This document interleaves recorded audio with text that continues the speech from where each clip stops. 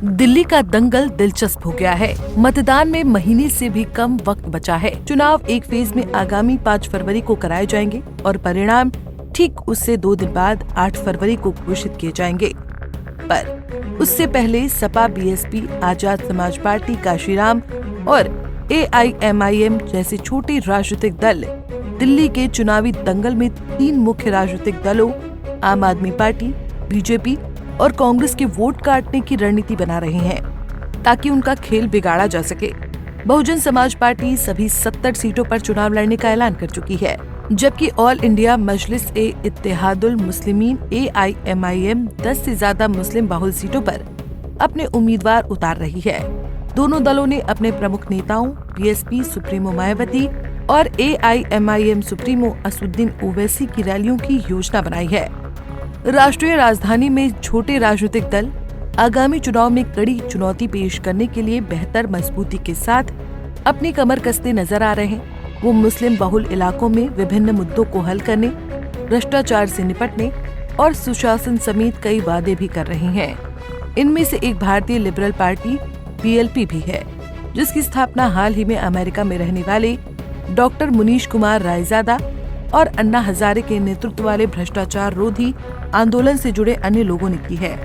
रायजादा का कहना है कि वो और दिल्ली के पूर्व मुख्यमंत्री अरविंद केजरीवाल अन्ना हजारे के भ्रष्टाचार रोधी आंदोलन का हिस्सा थे, लेकिन अब उन्होंने आम आदमी पार्टी को कड़ी टक्कर देने का फैसला किया है। लगभग 15 महीने पहले भारत लौटे रायजादा नई दिल्ली विधानसभा सीट से आम आदमी पार्टी के प्रमुख अरविंद केजरीवाल के खिलाफ चुनाव लड़ेंगे।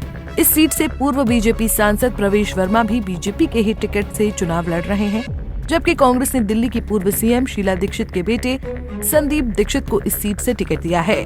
रायजादा ने एक मीडिया हाउस से कहा कि हम दिल्ली में दीर्घकालिक विकास करेंगे।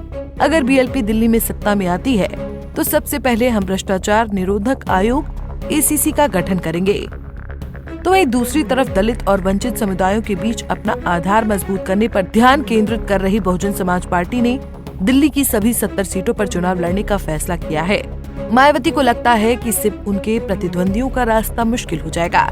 आने वाले दिनों में BSP की दिल्ली इकाई अपनी सुप्रीमो मायावती की रैलियां आयोजित करने की योजना बना रही है। BSP के केंद्रीय समन्वयक नितिन सिंह ने कहा कि पार्टी का ध्यान बेहतर अवसर प्रदान करने पर है। उन्होंने आगे कहा कि 2008 से 2012 के बीच हमारे पास महत्वपूर्ण वोट शेयर था। हमारे लोगों को केजरीवाल के झूठे वादों से गुमराह किया गया। 5 फरवरी को होने वाले चुनाव में हम अपने वोट शेयर को वापस पाने के लिए लड़ेंगे और कड़ी टक्कर देंगे। हैदराबाद से लोकसभा सदस्य असदुद्दीन ओवैसी की पार्टी AIMIM 10 से 12 सीटों पर चुनाव लड़ेगी। पार्टी ने अब तक 2 उम्मीदवारों मुस्तफाबाद से ताहिर हुसैन और ओखला से शफी-उर-रहमान के नाम की घोषणा की है। दोनों 2020 के दिल्ली दंगा मामलों में आरोपी हैं। नहीं, देखिए, एक बात आपको हम बता रहे हैं, तुष्टीकरण का जो आप बात कर रहे हैं, दिल्ली में जितनी विधानसभाओं में जहां पर अल्पसंख्यक समाज, खास तौर से मुसलमान रहते हैं, आप जाकर उन इलाकों को देख लीजिए। मीडिया से मैं रिक्वेस्ट को जाकर देखिए, वहां पर क्या बुरा हाल करके रख दिए। दिल्ली का कचरा लाकर जहां पर अल्पसंख्यक समाज के मुसलमान रहते हैं वहां पर लाकर उसको फेंकते हैं। ये इनका जो बड़ा ड्रामा होता है केजरीवाल का कि हम क्लिनिक बनाए, स्कूल बनाए, कहां बनाया तुमने बताओ, जहां पर अल्पसंख्यक समाज के मुसलमान रहते हैं। और तुम्हारा जो सरकार का जो परफॉर्मेंस है, डेवलपमेंट सब झूठा है, बकवास है। जाकर आप देखिए वहां पर जहां मुसलमान रहते हैं। चौथी बात यह है कि जो लोग जेलों में हैं उनके ताल्लुक से एक लफ्ज तो नहीं बोलते। जो उनके पार्टी के लोग भी हैं, भूल गए उन लोगों को। केजरीवाल को बेल हो गई, सिसोदिया को बेल हो गई, इनके तमाम नेताओं को बेल हो जाती है। और जब दिल्ली में जेनोसाइड हो रहा था, ठीक है, लॉ एंड ऑर्डर इनके पास नहीं है, मगर आप क्या करते हैं, मुख्यमंत्रियों पर राजघाट पे जाके बड़ी आते हैं। आप मरने वालों को एस ग्रीशिया का जो पैसा देते हैं उसमें भी आप कम्युनिज्म करते हैं। तो ये सब ड्रामेबाजी हो रही है। रियल डेवलपमेंट जहां होने का है, जहां पर दलित और मुसलमान रहते हैं, कुछ नजर नहीं आता। हम AIMIM की दिल्ली इकाई के अध्यक्ष शोएब जमई का कहना है कि पार्टी ने पहले ही 2 मजबूत उम्मीदवारों को मैदान में उतार दिया है, जो नागरिकता संशोधन अधिनियम CAA और राष्ट्रीय नागरिक पंजी NRC के खिलाफ विरोध प्रदर्शन का प्रमुख चेहरा थे। जमई ने आगे कहा कि AIMIM का प्राथमिक ध्यान मुस्लिम बहुल निर्वाचन क्षेत्रों में बीजेपी के साथ सीधी लड़ाई पर है। उन्होंने कहा कि हम जिस सीट पर चुनाव लड़ रहे हैं उन सभी पर हम सीधे तौर पर बीजेपी को चुनौती दे रहे हैं। आम आदमी पार्टी और कांग्रेस को ये समझ लेना चाहिए कि इन सीटों पर उनकी मौजूदगी की भी जरूरत नहीं है। हम बीजेपी का सीधा मुकाबला करेंगे।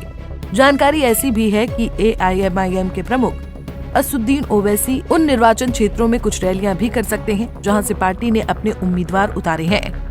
जमई का कहना है कि अगर AIMIM कुछ सीटें जीत जाती है और गठबंधन बनाए जाने की जरूरत पड़ती है तो पार्टी बीजेपी को रोकने के लिए दूसरे दलों के साथ गठबंधन भी कर सकती है। पार्टी ने मुस्लिम बहुल क्षेत्रों में बुनियादी ढांचे के अभाव, आवास और यातायात से जुड़ी समस्याओं जैसे मुद्दों को हल करने का वादा किया है। दिल्ली विधानसभा चुनाव में इन छोटे राजनीतिक दलों के उतर आने से बड़े राजनीतिक दल आम आदमी पार्टी, बीजेपी और कांग्रेस के सामने चुनौतियां दोगुनी हो गई हैं। इनकी नैया पार होने के बजाय बीच मझधार में फंसने की संभावना ज्यादा बढ़ गई है।